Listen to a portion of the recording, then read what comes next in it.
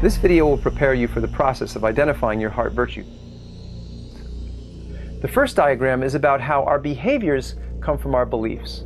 You would agree, right? We behave the way we behave because of the way we believe. And our beliefs come from our values. Whatever's most meaningful to us dictates our beliefs, which is dictating our behaviors. Now let me ask, where do your values come from? Most people would say parents or family, or my environment, school, religion, church, things like that. But what we know about the people that were heroes is they were living in alignment with something inside themselves. So notice where those answers are coming from. Our parents, school, from outside of us. What these heroes throughout history did was they lived in alignment with something on the inside. So our values are actually being dictated from inside us, something I call a virtue. The difference between our virtues and our values is that our virtues are so meaningful we're literally willing to die for them. Values are meaningful to us, but we'll sacrifice our values. Our virtues are non-negotiable. Living life from the inside out, which is what the first diagram is about, means identifying what your heart virtue is, and then living in alignment with that. Now, why is it we don't know our heart virtue? I mean, here I am telling you that this thing's so important you'll die for it, and why haven't you heard about this before? Well, the answer is because you were raised by your tribes. We're all born into a tribe called family. There is one word that children hear more than any other word throughout childhood. It's the word no. So, here's a 2-year-old. Remember when you were 2, you're like, yes, I love my life, and you're having a great time, and then all of a sudden you hear no. Now, wouldn't it be great if a 2-year-old could say, excuse me, I realize you have your own belief system, I've got mine, frankly, I'm having more fun than you, so why don't you back off, you might learn something. But a 2-year-old can't say that, can they? When a 2-year-old's told no or don't, they sort of fold in on themselves and they go, oh my God, what's wrong with me?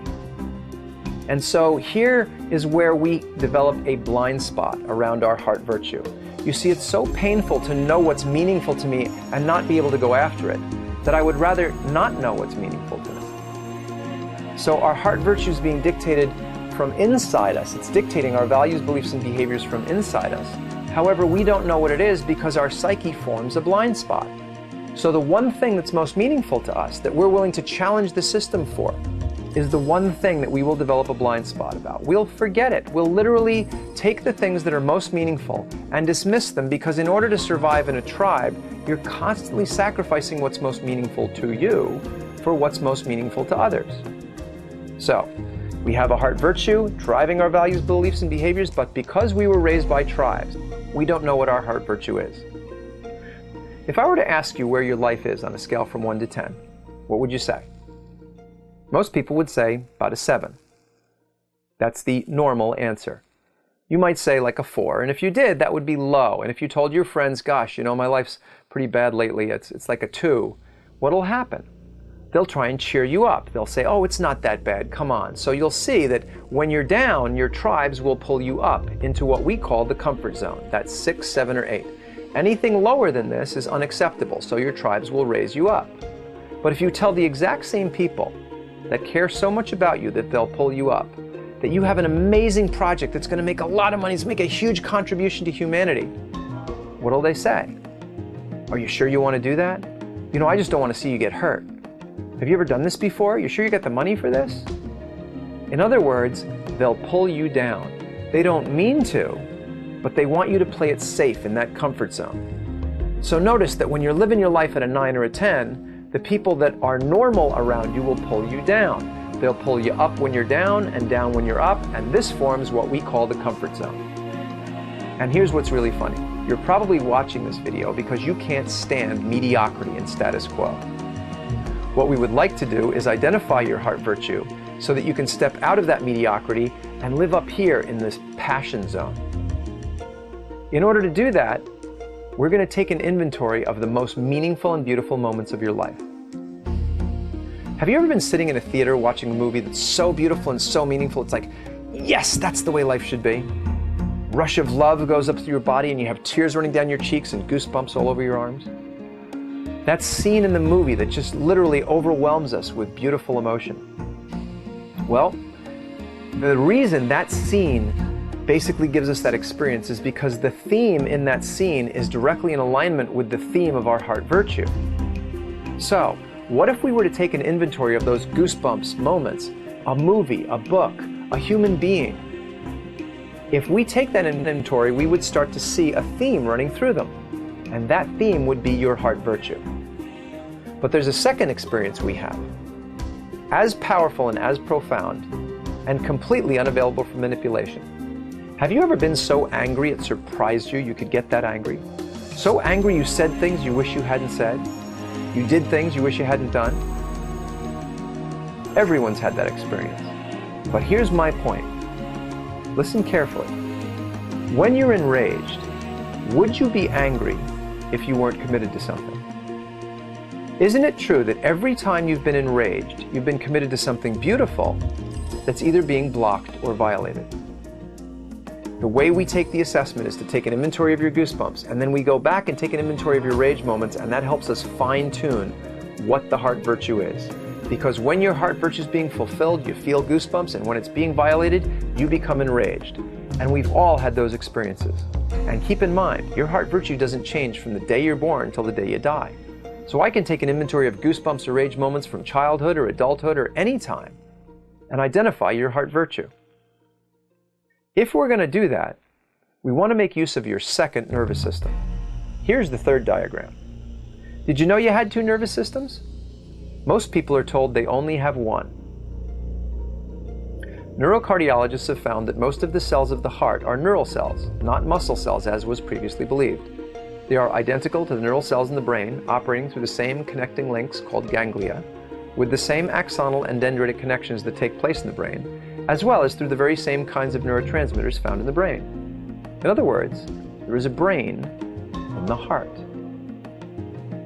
This fascinated me, so I did a little research and I found out that not only do we have a brain in our heart, our lungs, kidneys, liver, stomach, and intestines are all packed with neural tissue. We probably have more brains from the neck down than from the neck up. And that is our second nervous system. Your second nervous system communicates through blood and through fields. When I was studying quantum physics in school, we learned about field theory. It's very interesting to note that your brain puts out an electromagnetic field that can be detected about 2 inches away.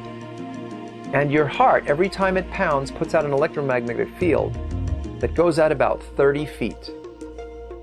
So, our heart is a very, very powerful part of our nervous system. In fact, for most people who are living a really fulfilling life, their heart is the compass for life, not their brain. Now, I'm not saying it's not important to be smart or to use your brains. We want to be reasonable in a lot of things that we do, but when we really want to live a fulfilling life, that means being unreasonable. So, our second nervous system is living here in our torso, not here in our brain. And if we're really going to go through this heart virtue process of identifying your heart virtue, we're going to want to use your second nervous system because that's where what's most meaningful is stored. Our first nervous system is committed to being reasonable, and therefore it doesn't want to take risks. It wants things to make sense, and it wants to constantly be scanning for danger. It's committed to survival. But our second nervous system is committed to living a meaningful life. It wants to do something beautiful. It wants to make a contribution. And so therefore, it wants to take risks. So notice that not only do we have two separate nervous systems, these two separate nervous systems are working against each other. One doesn't want to take risks, namely our brain, and the second does want to take risks, our heart. And if you're going to have a fulfilling life, it's probably going to have a whole lot more to do with your heart and what's going on in your torso than your brain. And our last diagram is about Maslow's hierarchy of needs. Remember this? You learned about it in school. Maslow basically said there are basic needs, which are the need for food and water, and we will seek this first. Until food and water is handled, we won't climb up this pyramid. The second level of needs is for shelter. The third level is for social belonging. And at the top of the pyramid, Maslow had self-actualization. So let's tie these four diagrams together. There are two paradigms, two waves of going through life. And the first is the normal way. And here's what it sounds like. Let's modify your behaviors by reasoning with you so that you fit in and survive. It's the green line here. The second way to go through life is, let's identify what's most meaningful to you, living in your heart that gives you goosebumps and rage so that you end up self-actualized. That's the red line. So what we want to do in this heart virtue assessment is start you on the process of identifying what's most meaningful to you, living in your heart that gives you goosebumps and rage, and that's our magic window, by the way. We're going to take an inventory of your goosebumps and rage moments so we can identify how you can be self-actualized. Now you're ready to take the heart virtue assessment. Enjoy the process.